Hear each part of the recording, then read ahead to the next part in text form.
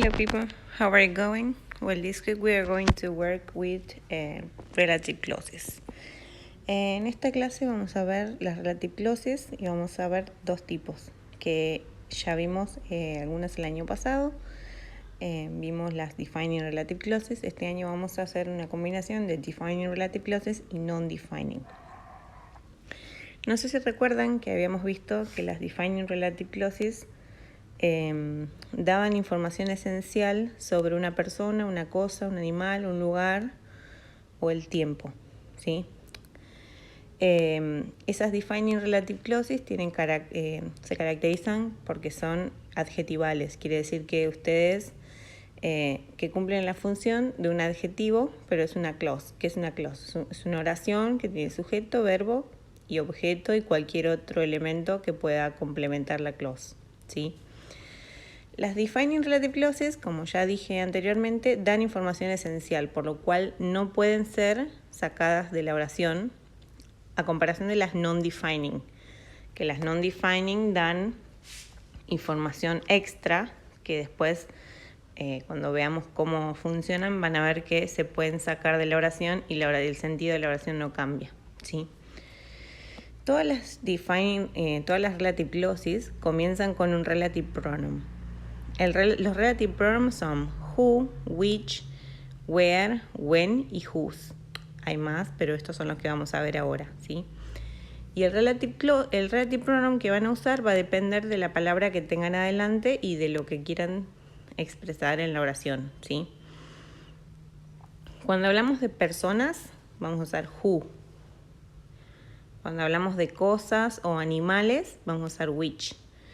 Y cuando hablamos de lugares, vamos a usar where, siempre que el lugar sea, porque hay dos formas de hablar de un. Yo puedo decir mi casa, donde nací, o puedo decir mi casa que es linda, ¿sí? Entonces en ese sentido podemos tener la palabra casa, que puede ser una cosa o puede ser un lugar, ¿sí?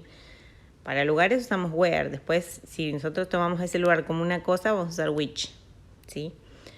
Después tenemos when, para expresar tiempo, y whose para expresar posesión. Entonces, en la primera oración que tienen en los ejemplos, dice who for people. The teacher who teaches this course is very experienced, ¿sí? La relative clause, en este caso, es who teaches this course.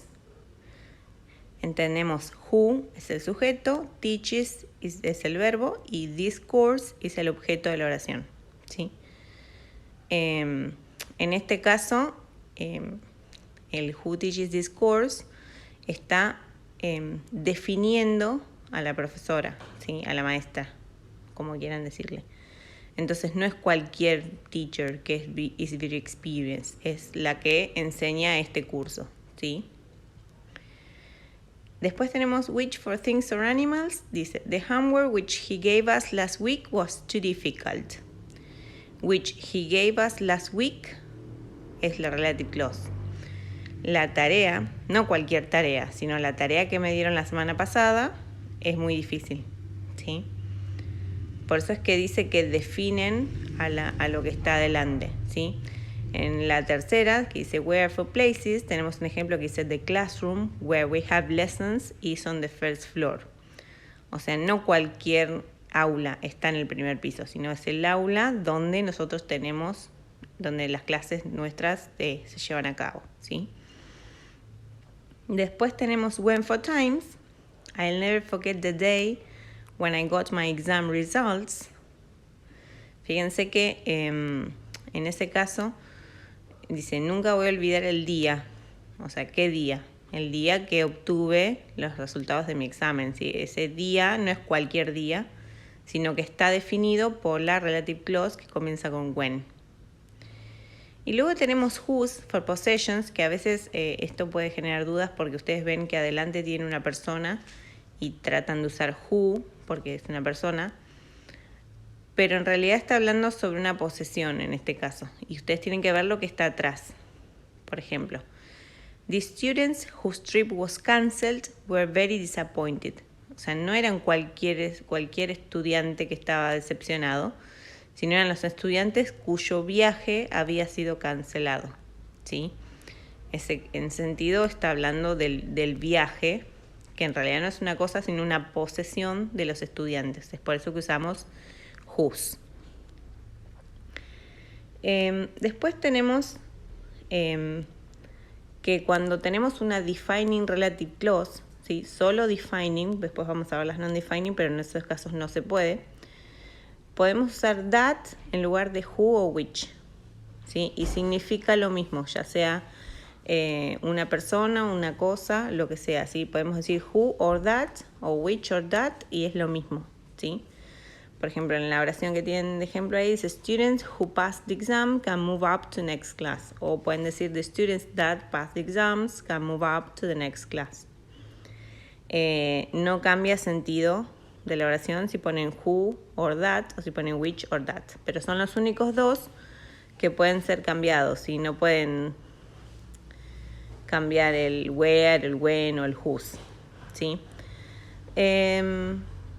Después tenemos que el which y el who o el that, si se pueden intercambiar, pueden ser omitidos cuando son el objeto del verbo, ¿sí? Por ejemplo, the students who she teaches all enjoy her lessons. Ven que tienen en la oración, tienen el who y después tienen she y después tienen el verbo. Cuando tienen un sujeto después del relative pronoun, quiere decir que el relative pronoun es el objeto de la oración. Entonces, en ese caso, ustedes lo pueden omitir. Pero fíjense en la oración siguiente. Dice, the teacher who takes us for biology is amazing. Tienen el who y después le sigue el verbo. Entonces, en ese caso, el relative pronoun es el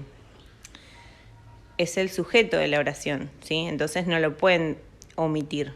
Solo lo pueden omitir cuando es el objeto de la oración, ¿sí? Bueno, pasemos a las non-defining relative clauses.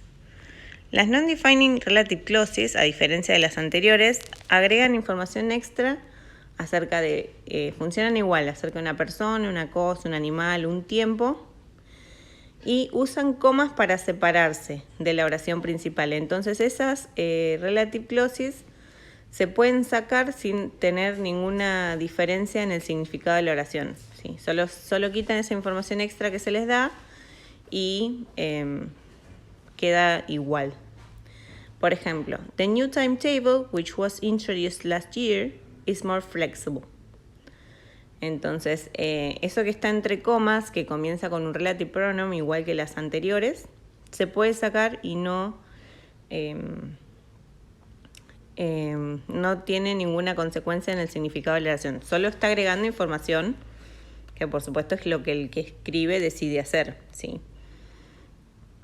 Y después, la única diferencia con las anteriores es que en este caso el relative pronoun no se puede nunca omitir.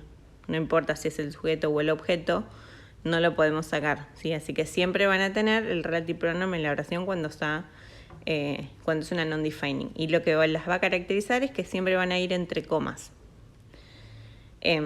Puede ser que comience con una coma y termine con un punto si justo la relative clause está al final de la oración. Entonces comienza con la coma cuando inicia y cuando termina, como justo coincide con el final de la oración, puede tener un punto, pero generalmente están en el medio y tienen comas como los ejemplos que tienen acá, ¿sí? Bueno, les voy a subir una actividad y les voy a subir esto para que lo tengan, para que lo puedan ir revisando. La actividad va a ser esta que está acá, ¿sí? En el punto 1 van a tener que elegir la opción correcta y van a tener que decir si es defining o non-defining. Luego van a tener que unir las oraciones usando una defining o una non-defining, ¿sí? Si quieren hacemos la primera, por ejemplo. Last summer I had a sailing lesson. I was on holiday then.